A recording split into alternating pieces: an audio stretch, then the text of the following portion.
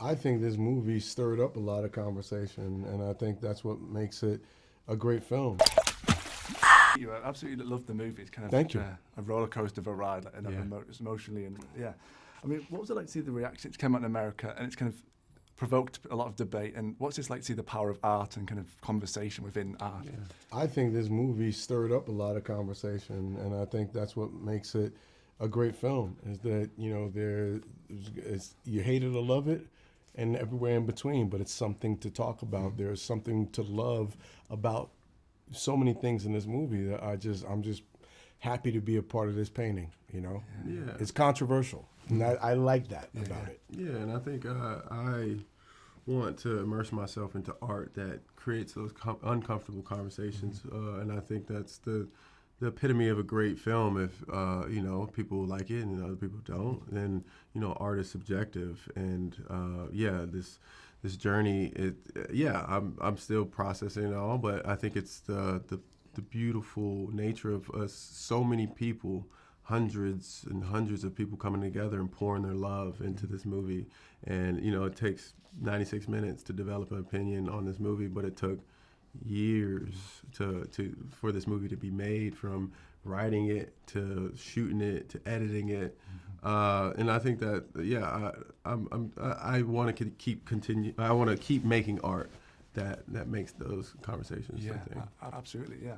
I mean, Marlon, I interviewed you, I think it was last month, about the movie, and you said something really interesting about you had 3 takes with kind of the grounded take, the wild, and somewhere in the middle. I mean, was there any memorable moments that perhaps didn't make the cut and did anything take you by surprise with those? Oh yeah, wild? a lot of it. Because I didn't know what I was going to do. So how do you prepare for that?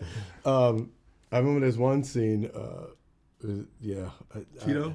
Yeah, I improvised something. Or pubic hair, or happy trail. That's another one. Yeah. Okay, so he had this little annoying happy trail on his stomach, just like this hair. God forbid I have natural hair growth. It was just get on my nerves, and he was getting on my nerves during the scene, and I was just like, I seen that happy trail, and I just snatched it out. So, and went like this to him, and there was hair, actually, pubic hair that just kind of dropped to the floor. You just see like tears well up in his eyes. It was just like, where did that come from? I don't know. So it was untethered, man. Yeah. That specifically stood out. That's when I started laughing. Or this one time I was getting angry in the scene. He was like, "Look at you, get mad. Look like somebody licked the dust off a hot Cheeto." I said it. What? It broke me. Or can I say this? There's this moment where Malik in the film, that's his name? Malik. He was like, all I got is hard dick and bubble gum, and I'm fresh out of bubble gum. Like, what? And it took me out of the scene. I'm just dealing with all types of like comments thrown at me, and I'm trying to keep a strong fortress. Yeah. So, but yeah, that's what this movie's about, Yeah, it's like an incredible learning ground as well. It's like the best place. Thank you, man. Yeah.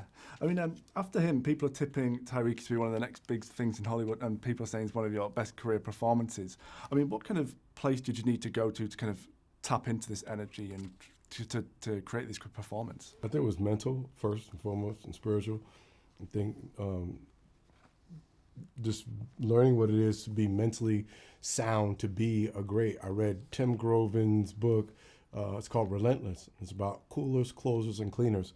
And he trained Michael Jordan, he trained Dwayne Wade, he trained Kobe Bryant. And it's what it takes to be a cleaner. I want to be a cleaner. And I looked at my career and I was like, I've been a closer too long. Like, now it's time to just be that dude. Mm-hmm. And so I dove in and gave my best work every day.